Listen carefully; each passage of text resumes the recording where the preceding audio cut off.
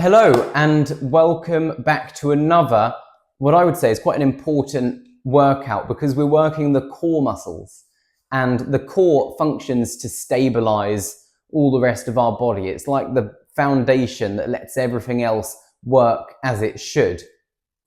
The core includes muscles all the way around the midsection. So it's like a big belt of muscle. I think there's a misconception that it just relates to the abs, but actually it includes the lower back and the glutes and other muscles as well. So we'll try and work a little bit of all of those. And we're going to start nice and simply with a crunch, which is a classic exercise. I'm going to turn my chair to the side so you can see what I'm doing. Now this will work the ab muscles, and I would say maybe emphasizing the upper ab muscles. So we're going to do another exercise in a minute to bias the lower abs as well. So all we're doing quite simply is sitting halfway along the chair, leaning back slowly, and we'll extend the back. We'll then flex the back and pull the shoulders down and crunch like so. So stretch and flex.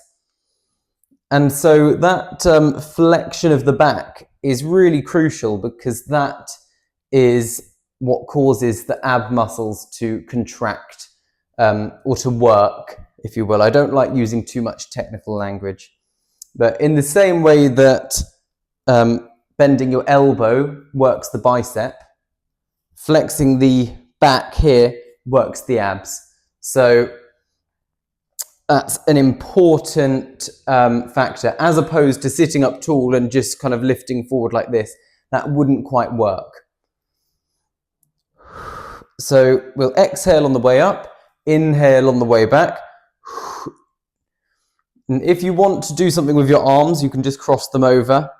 So then you're not kind of using them to generate momentum. You're just keeping them out of the way, as it were.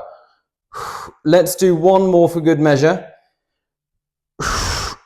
And relax there. So that was quite a few crunches. The next one, I'll keep my chair this way, and this is going to be what I call a knee tuck, and this will get more of those lower abdominals. So again, we're sitting about halfway along the chair. We're holding the side of the chair, and we're going to stretch one leg in front and then tuck in. And as we tuck, we crunch in like this. Exhale, inhale.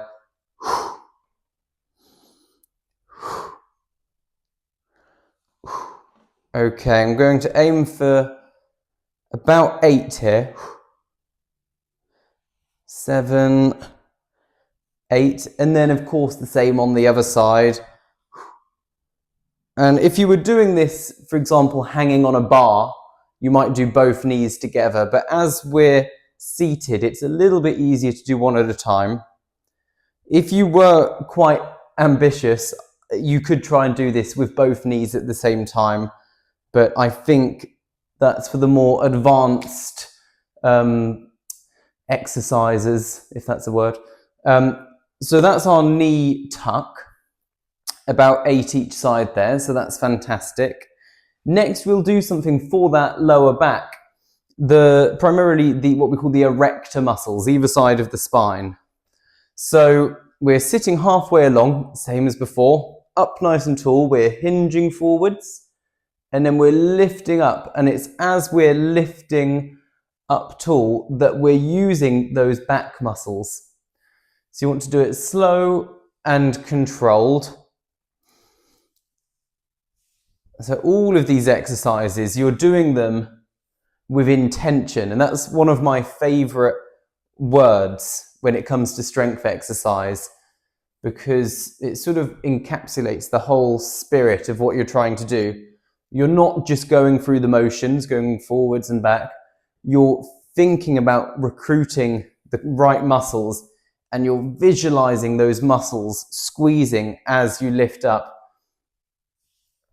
So it's very concentrated, very focused. Let's do 2 more.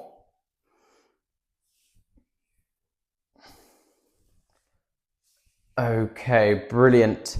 And then the last one is a slightly more challenging exercise, but this is going to work those glute muscles.